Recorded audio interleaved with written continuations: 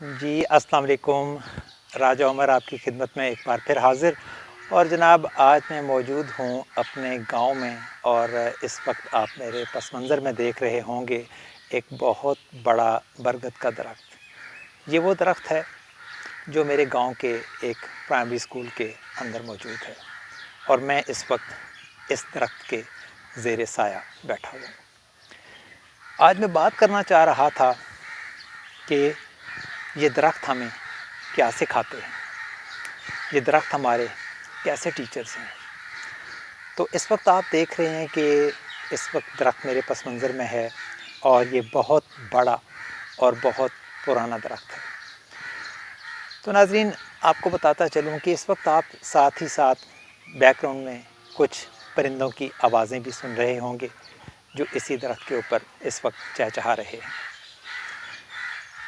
तो आप एक लम्हे के लिए सोचें कि ये दरख्त जो है, जो कि ना सुनते हैं ना बोलते हैं, लेकिन ये परिंदे इस वक्त इनको क्या कहानियाँ सुना रहे हैं। ये परिंदे इन दरख्तों से क्या शिकवे कर रहे हैं, अपने कौन कौन से ऐसे दुख हैं जो इनके साथ शेयर कर रहे हैं। तो यहाँ से हम ये बात समझते हैं कि ये दरख्त जो है हमें बहुत कुछ सिखा जाते हैं। दरख्त ऐसे हैं जैसे माएँ होती हैं, दरख्त ऐसे हैं जैसे बाप होते हैं, जैसे औलादें अपने माँ बाप के पास आकर उन्हें अपने दुखड़े सुनाते हैं, इसी तरह ये दरख्त भी इस वक्त इन परिंदों की दास्तानें, इन परिंदों के दुखड़े सुन रहे हैं। ये दरख्त कैसे इनको जगह देते हैं अपने सीनों में, अपने पत्तों के दरमियान, और जिस तरह से बूढ़ा भटका कोई शाम को वापस अपने घर को लौटता है, इसी तरह ये परिंदे भी अपने रिज़्क़ की तलाश में सारा दिन इधर उधर उड़ने के बाद वापस ऐसे इन दरख्तों के घोंसलों में आके साया लेते हैं जैसे बच्चे अपनी माँ की गोद में आ बैठते हैं।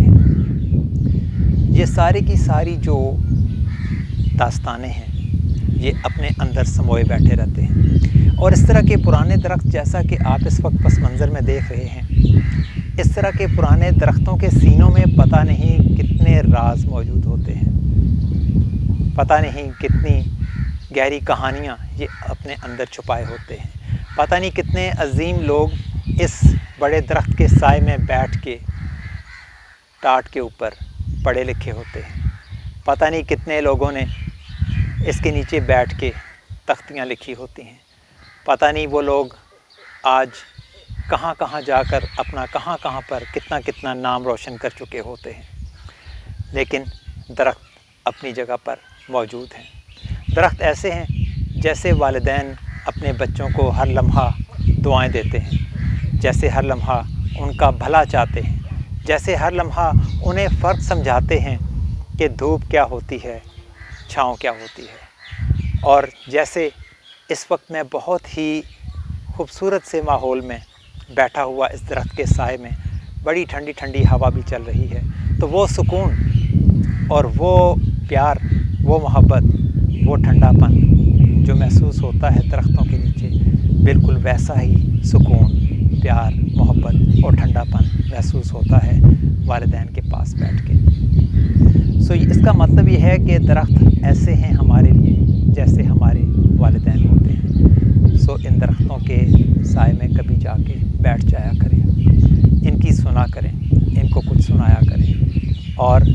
अगर कुछ दरख्त आपसे नहीं भी कह सकते तो इनसे ज़रूर बातें करें। ये बातें अगर करते नहीं हैं तो बातें सुनते ज़रूर हैं। ये आपकी सारी दास्तानें अपने अंदर समो लेते हैं। और यकीन मानें कि इन दरख्तों के नीचे बैठने के बाद जब आप वापस लौटते हैं तो आप यकीनन बहुत तरोताज़ा और बहुत ही अच्छे दिलो दिमाग और साफ़ सुथरे दिलो दिमाग के साथ लौटते हैं, अपने सारे गम दरख्त के हवाले करके आ जाते हैं। تو جناب یہ درخت ہمیں بہت کچھ سکھا جاتے ہیں، ہمیں وہ سیکھنا ہے اور ہمیں وہ دوسروں کے ساتھ شیئر بھی کرنا ہے۔ ہمیں یہ بھی دیکھنا ہے کہ کسی کو آپ نے کس طرح سے دھوپ سے بچانا ہے اور آپ نے اس کو سائے میں لے کے آنا ہے۔ بتانے کا مقصد صرف اور صرف یہ ہے کہ کوشش کریں کہ اس زندگی میں آپ جو ہے وہ ایک درخت کی مانند اپنی زندگی گزار لیں، آپ دوسروں کے لیے سایہ بن جائیں، چاہے آپ دھوپ کے نیچے رہیں، چاہے دھوپ آپ کو تنگ کرتی رہے، لیکن آپ دوسروں کے لیے سایہ بن جائیں۔ یقین مانیں آپ کی زندگی بہت ہی خوبصورت ہو جائے گی۔ اللہ پاک آپ کو سلامت رکھے اور اللہ پاک اسی طرح آپ کو دوسروں کے بارے میں اچھا سوچنے کی توفیق عطا فرمائے۔ فی امان اللہ، اللہ حافظ۔